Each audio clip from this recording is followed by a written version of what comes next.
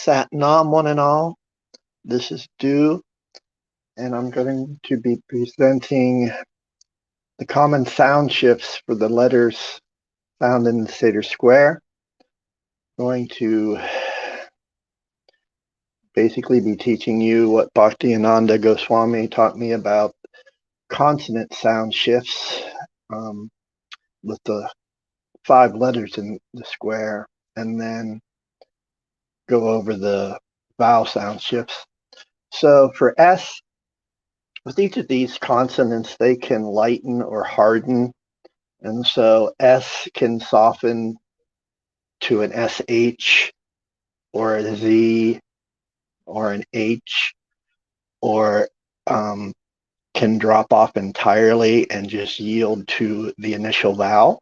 And S can also harden, that aspirate can harden to a J or a G or a C or a K.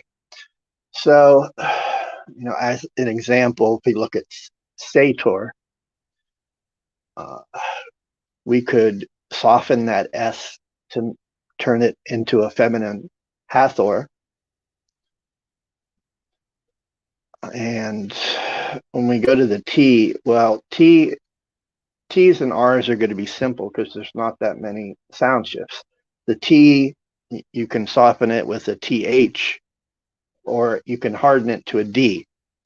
And so if we look at SATOR, we can, read the T as a D and see the word cedar, because that's what the SATOR is, the all creative cedar. R and L are, you're just going to always be considering throwing in the R and the L. This is just really well known, and already people in the trying to figure out what a rapo means have shifted the R to the L to get Aleph, and then the O for Omega as, a possible interpretation for a rapo. I have not seen anybody explain it could also be Aleppo, which means white. And you can also double these letters anytime you see it. So, we can get Aleppo out of this, a rapo.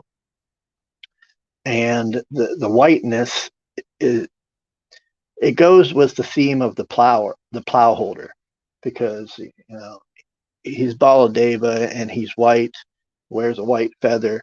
So anyway, with the R, common to throw in an L for alternate readings. The P can also soften to a PH or an F sound, or it can harden to a B or a V, a B or a V. N and M are just going to be interchangeable, real easy interchange. You can see the M visually is just a continuation of that N wave, and they're commonly going to have water related meanings because of that wave. So, and with the vowels, we only have 3 vowels in the square, A, E, and O, but all the vowel sounds are included there. And in the square layout, bring up picture, the A is connected to the E, which is connected to the O. So they're all connected. And the square is always moving and spinning. And so we can spin out any letter we need when we're trying to play in the field of the square. But generally, the A is considered the source of all the letters. It's the beginning, and it's going to be let's say the far end on the left here as I have it.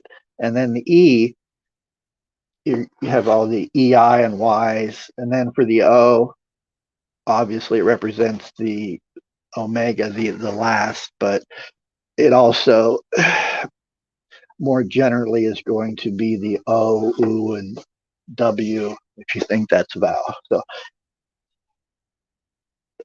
some examples here with the PER, if you can see here, we can turn the P into an F for FER, or a B for BER, or VER.